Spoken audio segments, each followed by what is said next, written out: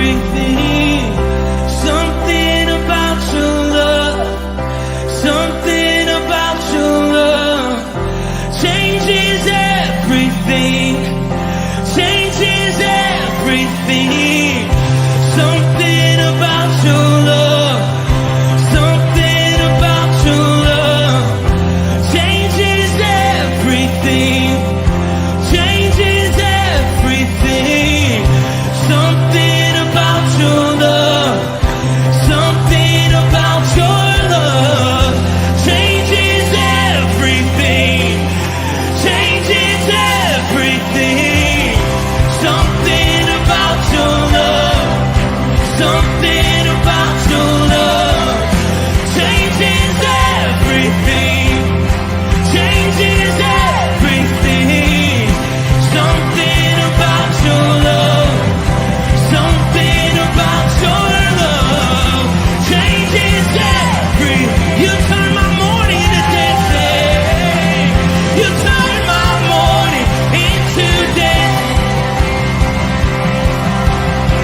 You turn my morning into dancing. You turn my morning into dancing.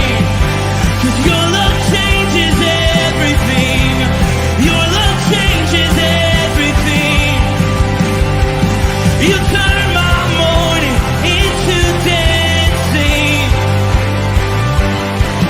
You turn my morning into dancing. You turn my morning into dancing.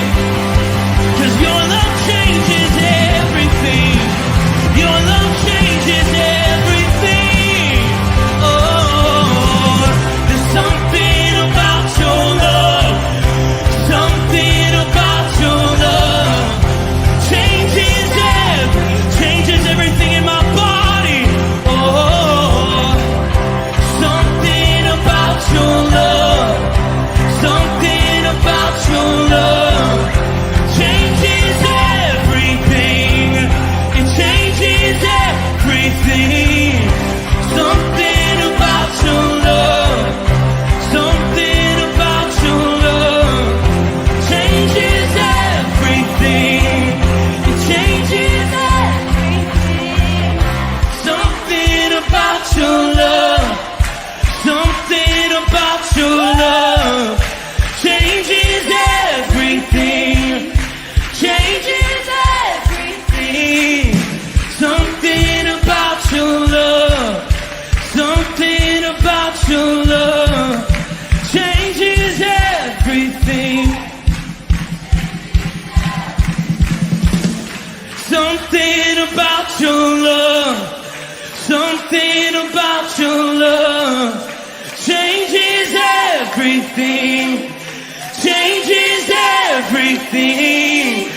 Something about your love, something about your love changes everything, changes everything.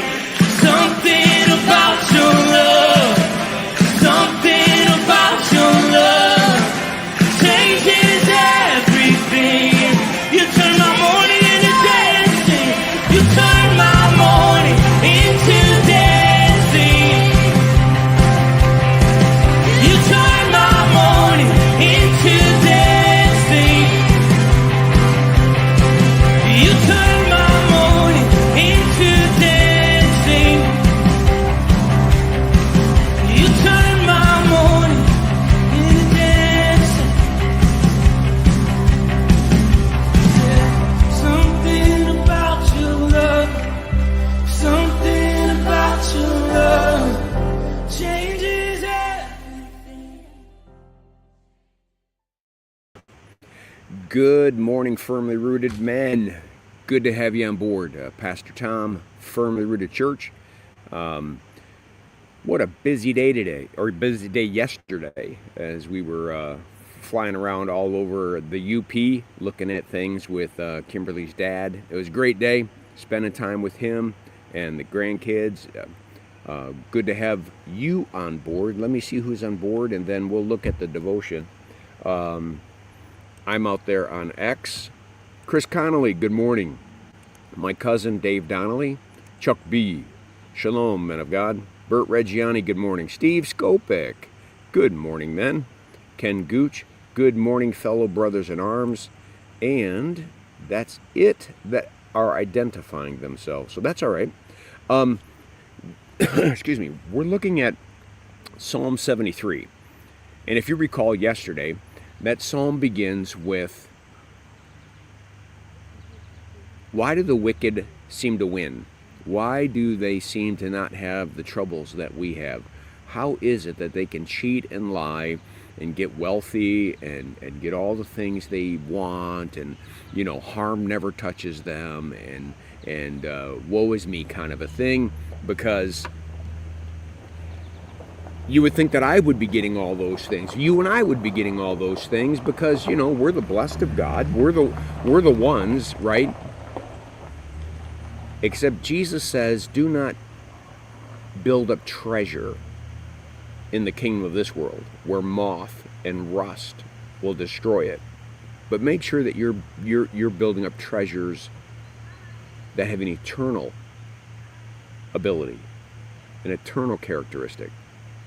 And if you recall, when we were looking at this thing, and by the way, Habakkuk has the same message. If you ever look at the short little prophetic book on Habakkuk, he has the same message. Why do the wicked seem to always prosper? But remember the last two verses of yesterday's reading. But when I thought how to understand this, it seemed to me a wearisome task. Until I went into the sanctuary of God, until I went into the presence of God, then I discerned their end. Who's the there? The wicked. So let's go on with the reading.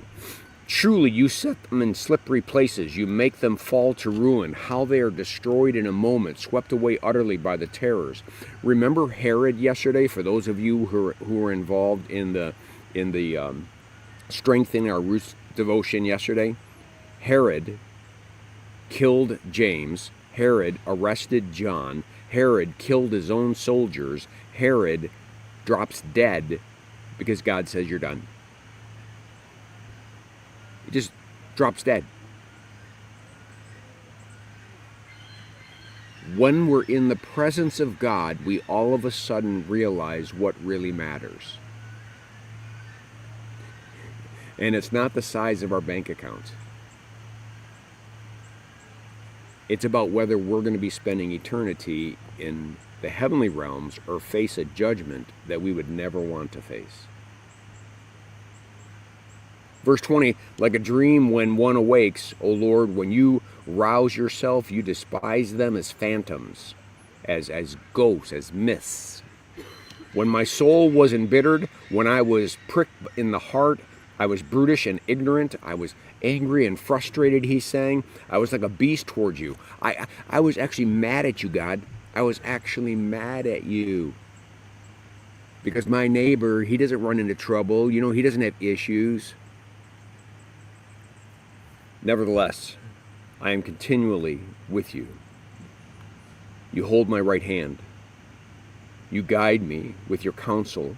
And afterward, you will receive me to glory. Afterward, you will receive me to that eternal place. Whom I have in heaven but you, and there is nothing on earth that I desire beside you. My flesh and my heart may fail, but God is the strength of my heart and the portion forever. Even the wicked, their flesh and their hearts are going to fail.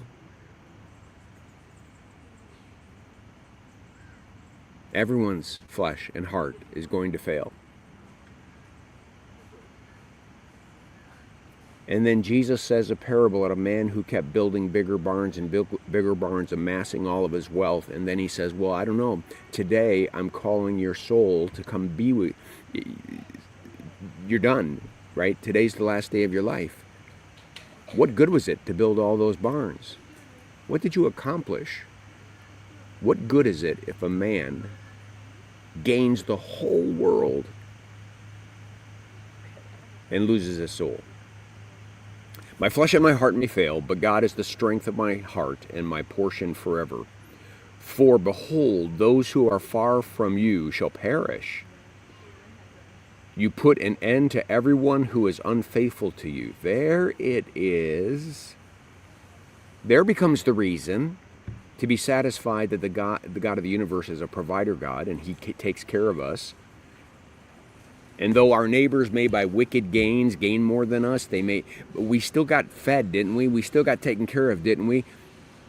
God never did any miracles in your life, never healed anybody, never elongated their life, gave them more time. You see, I sometimes think we just stop seeing the rich blessings that he bestows upon us. But for me, it is good to be near God. Going back to our last verse from last time, when I entered the sanctuary, all of a sudden everything is right as soon as we get closer to him, right? You get closer to Jesus and everything starts to right. But for me, it is good to be near God. I have made the Lord my refuge, that I may tell of all of your works, which is exactly what we're doing today in this devotion, telling of God's works, his faithfulness. He's faithful. Even if we're faithless, he's faithful because he cannot deny himself. The God of the universe, gentlemen, we are eternally bound. We are blessed. We are blessed in this world, and we are blessed in eternity, where there's no more pain, no more sorrow, no more weeping. Let's keep our eyes open. But most importantly, be in the presence of God like we are right now, being in his word, being together as men, contemplating, thinking. Find a way to apply these truths today. Find a way to apply this truth today to your life. That the closer you get to Jesus, the righter things get. So if things are looking wrong to you, ask yourself, how close are you to Jesus right now? If everything seems upside down, if your relationship like it's never going to fix, everything's broken, everything blah, blah, blah, stop. Where's God? Find him. Find Jesus. He's the one who can fix everything. He's the one that can make all things work to the good for those who love him. Those are truths, guys, that we have to hang on to. They're unchanging. All right, I think I'll leave it at that. Blessings on your day. Make it a firmly rooted day, and may someone see Jesus in us today. Peace.